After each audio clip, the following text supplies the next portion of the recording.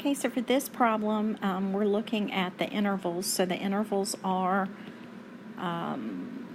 30 to 39, 40 to 49, and so on.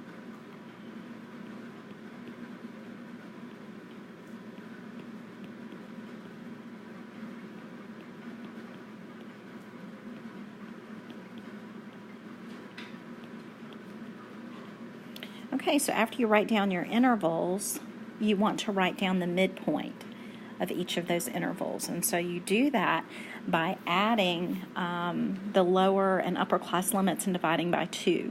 So I'm going to take 30 plus 39, I divide by 2, and so I get 34.5. And then you're going to increase by 10 each time because that's the class width. And so you have 44.5. and so on down the line.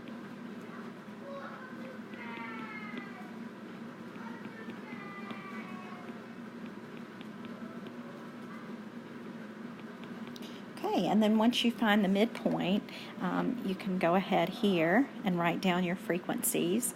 So your frequencies there are 2, 3, 2, 3, 12, 38, and 35. So you write those down.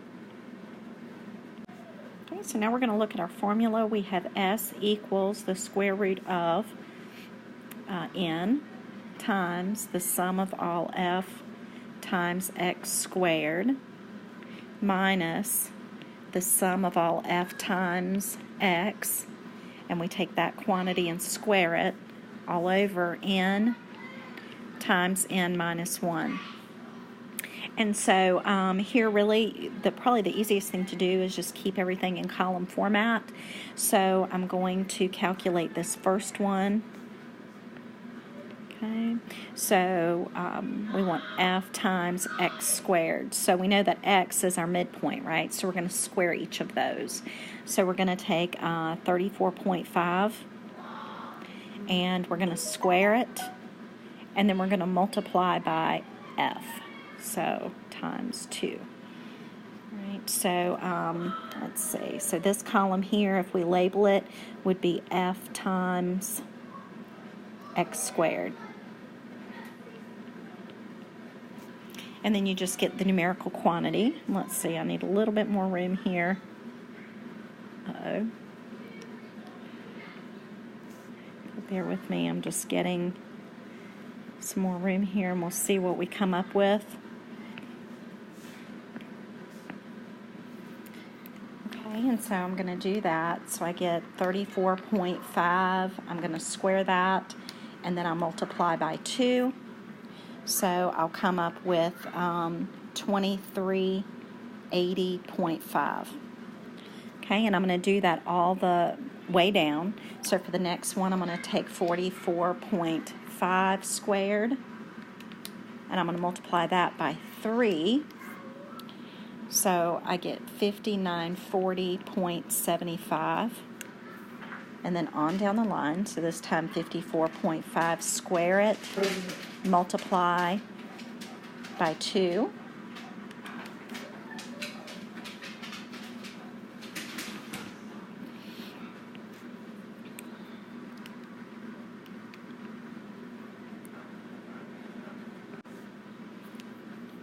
Okay, and so there's that column filled in. So now I want the sum of that column. So the sum of all F times X squared just means that I want to take this whole column and add it up. So I'm going to add up the, let me get a different color here. So I'm going to add up this and this, all of those. So you're going to sum them, add up all of those. And let's see what I come up with. I came up with 677,233.75. All right, and then we plug in the other pieces. So N is simply the number in our sample. So we're going to add up the frequency column. So you're going to add up this column right here to get your N. So there's 10, 22, so we have 22 and 38 and 35, so n is 95. Again, that 95 just came from adding everything up in the frequency column.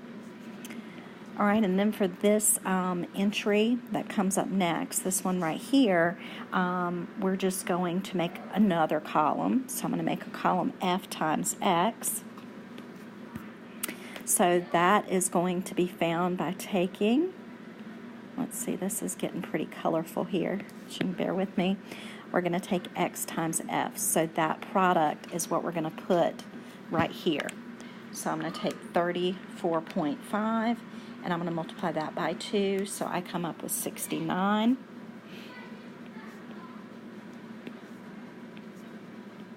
Okay, and we just go on down the line. Okay, and so once you get the F times X column filled in, you're going to add up all of those values, and that is what's going to go next in our formula. So we'll enter that here. So when I add all that up, I get 7917.5, and we're going to have to square that, and then we're going to divide by 95 times 95 minus 1 is 94. Okay, and then we just finish that out. So underneath, let's see what we have. Okay, and so then under the radical, when I clean all that up, I get the square root of 184.8152296. I try not to round to the very end, but that shouldn't matter. I come up with 13.594. The problem asks us to round to 1 decimal place, so your final answer is going to be 13.6. Okay, so hopefully that helps. It is tedious, but not difficult. Again, just keep your entries in tabular format, and that should make things a little bit easier.